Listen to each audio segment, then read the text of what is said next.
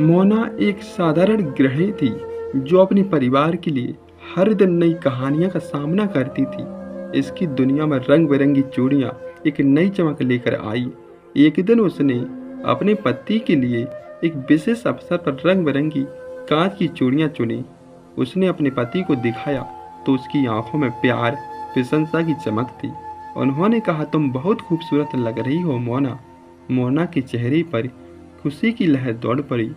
लेकिन जब मोना की सासू माँ ने उसे देखा तो उनकी प्रतिक्रिया बिल्कुल अलग थी।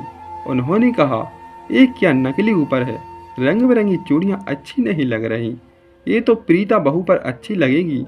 मोना की आंखों में फूल आ गए। उसे लगा कि उसकी सासू माँ की तुलना कभी भी अच्छी नहीं रह सकती। यह बात उसके दिल में गहराई में बैठ गई। इस बीच प्रीता, जो मोना की बड़ी बहू थी, प्रीता ने मोना को अपने पास बुलाया और कहा, तुम्हें अपनी पहचान बनानी चाहिए। ये चूड़ियाँ आपके लिए है और इनके बेटे का हक है। प्रीता ने मोना को बताया, हर किसी की प्रकृति अलग है, उसे अपनी नौकरी पर गर्व करना चाहिए। मोना ने प्रीता की बातों पर ध्यान दिया। उसने सोचा, क्यों ना अपनी पहचान को फिर से खोजे।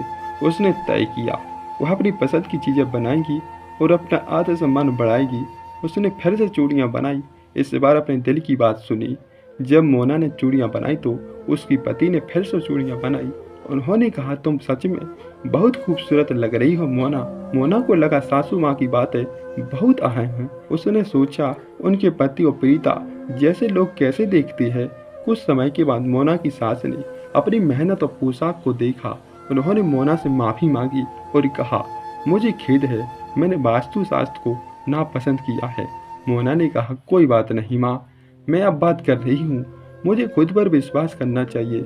इस घटना ने मोना ने एक नई शुरुआत दी। वह न केवल अपनी पहचान को ढूंढती बल्कि परिवार में एक नई ऊर्जा रखती। प्रीता और मोना ने मिलकर एक दूसरे का समर्थन किया और अपने परिवार में समझदारी प्यार का माहौल बनाया। मोना ने कहा, रंग बिरंगी चूड़ियाँ केवल एक आभूषण नहीं बल्कि आत्मसम्मान पहचान का प्रतीक है। उन्होंने जीवन में सकारात्मक प्रतिभा को शामिल किया। अब वह हर दिन अपनी चूड़ियों के साथ एक नई कहानी लिख रही थी। समय के साथ मोना और प्रीता ने परिवार में एकता सहयोग का मिश्रण बनाया। उन्होंने एक दूसरे के साथ समय सीमा तय की। परिवार के सभी सदस्यों ने एक दूसरे के साथ मिलकर काम किया। मोना ने सिखाया, सच्चे घाटिया सामान होती है, यह उनके परिवार का प्यार समर्थन से ही संभव है। इस तरह मोना ने अपनी पहचान को पहचाना, अपने परिवार में नई ऊर्जा रोशनी लाई।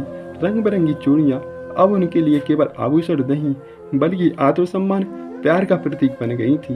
मोना ने बताया, हर किसी की प्रकृति अलग होती है, अपने काम पर गर्व करना चाहिए।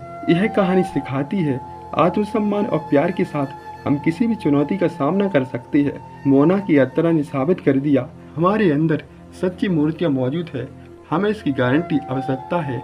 तो बताइए दोस्तों, कहानी कैसी लगी? लाइक से सब्सक्राइब कीजिएगा। Thank you.